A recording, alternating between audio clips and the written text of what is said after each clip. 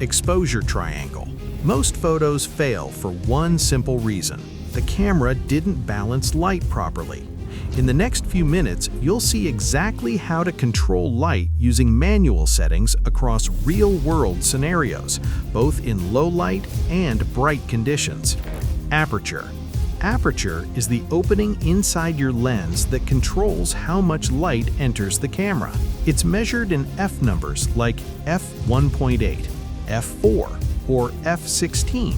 A wider aperture lets in more light and creates background blur, while a narrower aperture reduces light and keeps more of the scene in focus. It plays a major role in both exposure and how your image looks. Shutter speed. Shutter speed is how long your camera sensor is exposed to light. Fast speeds, like 1/1000th, freeze motion, while slower speeds, like 1 second, allow motion blur. It directly affects both brightness and how movement appears in your image. ISO. ISO controls how sensitive your camera sensor is to light. Low ISO values, like 100, give you clean images, while higher values, like 3200, help in darker scenes but introduce grain. It's often the setting you adjust last to fine-tune exposure. Wildlife and sport. In bright daylight, you might shoot at 1/2000th to freeze fast action, with an aperture around f4 and ISO 100 to keep the image clean. In low light, such as an evening game or shaded forest, you still need that fast shutter speed, so you open the aperture to f2.8 and raise ISO to 1600 or higher. The priority stays the same in both cases, freezing motion, but the way you balance light changes. Landscape. In bright conditions, a typical setting might be f11 for depth, 1/25th shutter speed, and ISO 100 for maximum detail and clarity. In low light, such as overcast scenes or twilight, you keep the aperture around f8 to f11 but slow the shutter to 1 second or longer, often using a tripod while keeping ISO low. The goal remains sharpness across the scene, regardless of light. Sunrise and sunset. During brighter moments of a sunset, you might use f8, 1/250th shutter speed, and ISO 100 to preserve detail in the sky. As the light fades, you maintain the aperture but slow the shutter to 1/30th or longer and raise ISO slightly if needed. These scenes change quickly, so your settings evolve as the light drops. Waterfalls.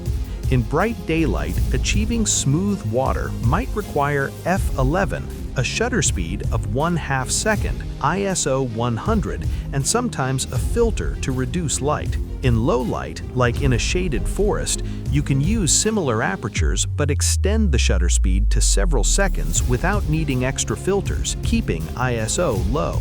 The effect stays consistent, but the available light changes how you get there. Portrait photography.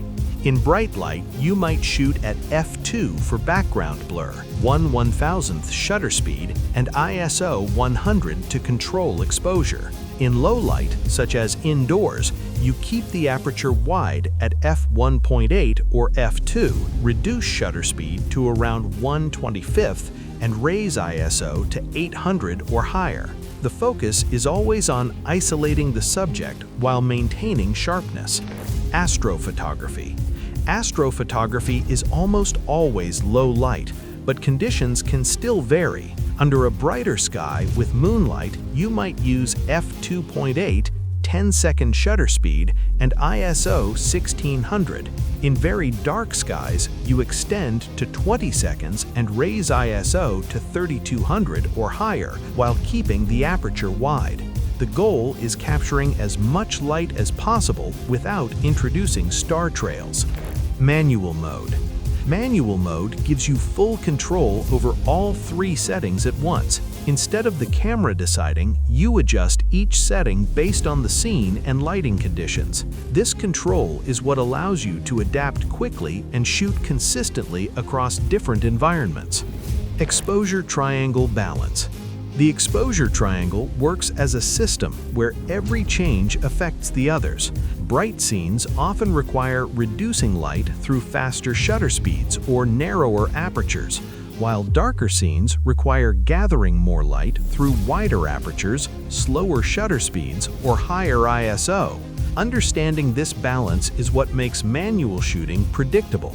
Once you understand how to adjust these settings for both bright and low light in real situations, you stop guessing and start controlling your results. If you want to understand photography faster, subscribe, because I'm creating simple videos explaining every part of photography and camera gear.